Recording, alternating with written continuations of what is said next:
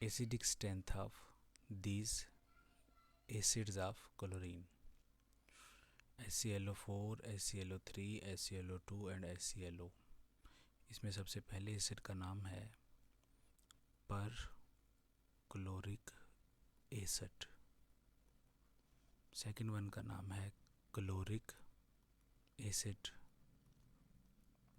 Third one is chlorous acid, और HClO का नाम हो जाएगा फिर हाइपो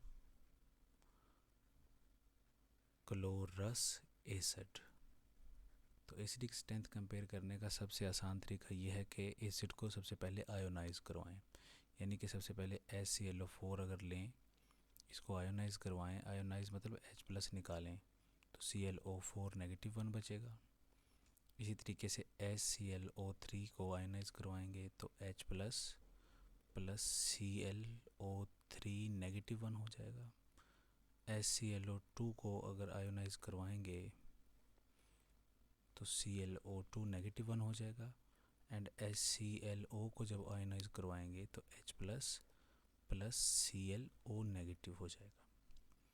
चारों के एनायन बनवा लिए हम लोगों ने, और मैंने आप लोगों को बताया हुआ है कि acidic strength is directly proportional to stability of anion,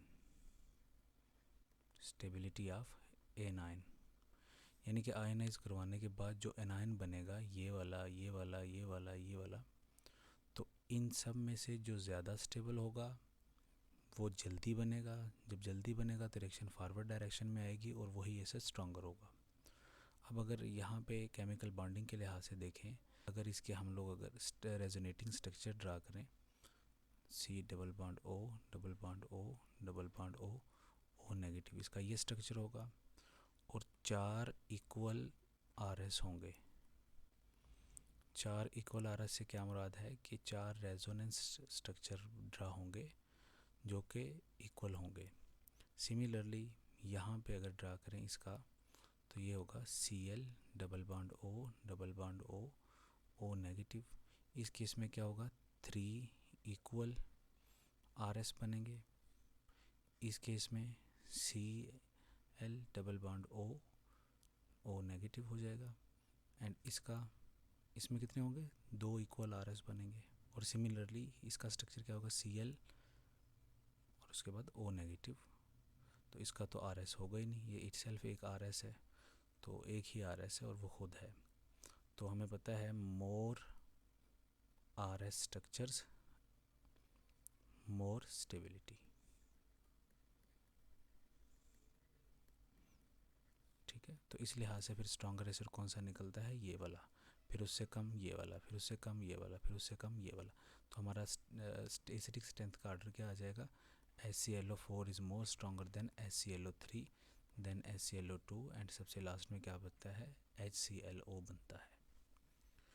एक और तरीका भी है इसकी एसिडिटी को चेक करने का कि सबसे पहले आप ऑक्सीडेशन स्टेट निकाल लें। पर क्लोरिक एसिड में क्लोरीन की ऑक्सीडेशन स्टेट कितनी निकलेगी, +7। इसमें कितनी आएगी, +5। इसमें कितनी, +3, और इसमें +1। अब हमें पता है कि बेस क्या होती है, वो होती है electron pair donor according to Lewis concept.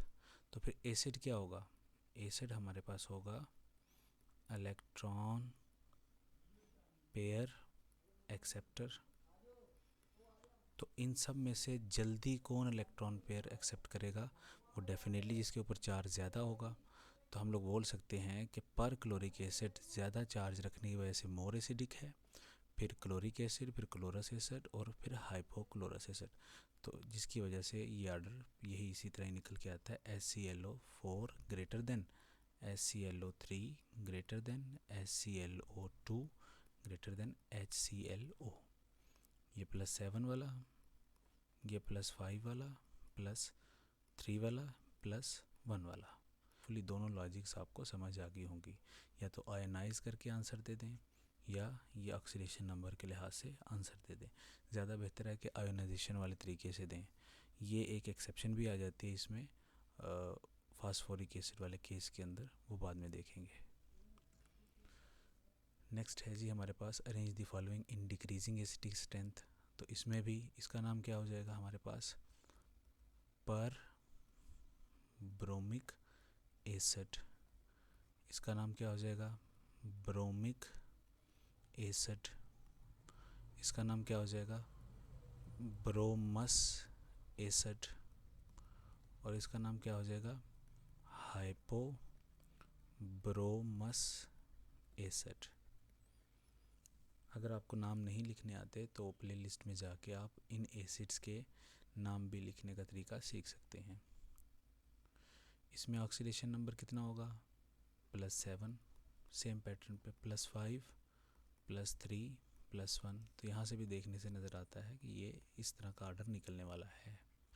अगर नहीं आता तो आयोनाइजेशन के तरीके से निकाल लेंगे, HbRO4, HbRO3, HbRO2 and HbRO।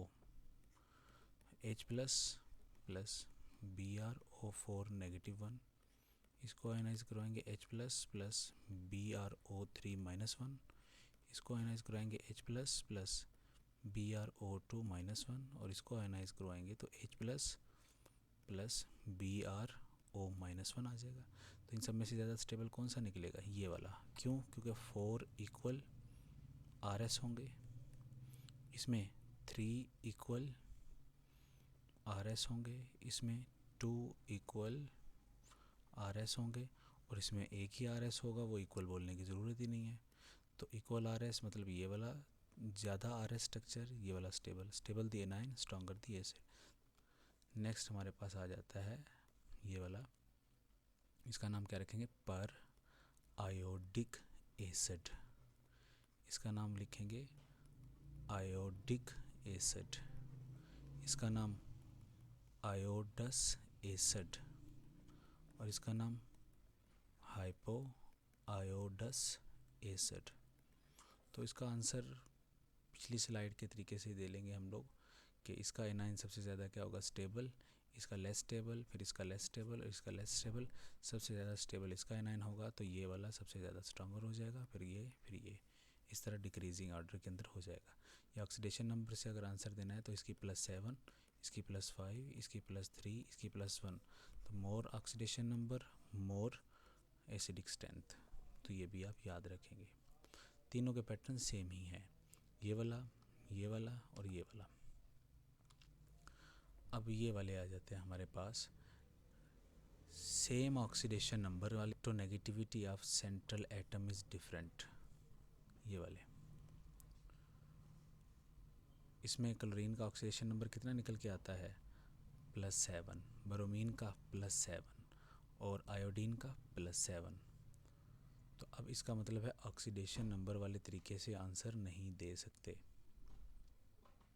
ठीक है। उसके बाद अगर इनको आयोनाइज करवाएं HClO4 तो H+ बनेगा, प्लस ClO4 -1 बनेगा।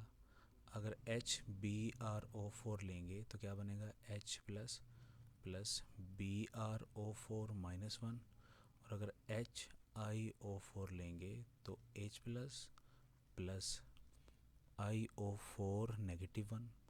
अब इसके भी 4 इक्वल RS बनेंगे, ERS, इसके भी 4 ERS बनेंगे, और इसके भी 4 ERS बनेंगे।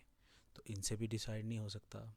तो जब फिर दोनों फैक्टर से डिसाइड ना हो तो आप याद रखें कि जिसकी इलेक्ट्रोनेगेटिविटी जितनी ज़्यादा, इलेक्ट्रोनेगेटिविटी किसकी, सेंट्रल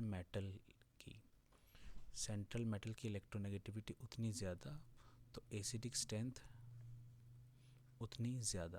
मेरे पास फिर कौन सा निकल के आता है, HClO4 स्ट्रॉन्गर, फिर Br, फिर I। क्यों, क्योंकि Cl की इलेक्ट्रोनेगेटिविटी Br से ज़्यादा है और Br की I से ज़्यादा है। तो फिर स्ट्रॉन्गर कौन सा हो जाएगा, ये वाला, ठीक है, HClO4, फिर BrO4 और HiO4। सिमिलरली +5 वाले केस ले लिए गए हैं, तो सबसे ज़्यादा स्ट्रॉन्गर पहले वाला, फिर दूसरे वाला, फिर तीसरे वाला। फिर सिमिलरली +3 वाले सेम केस ले लिए गए हैं,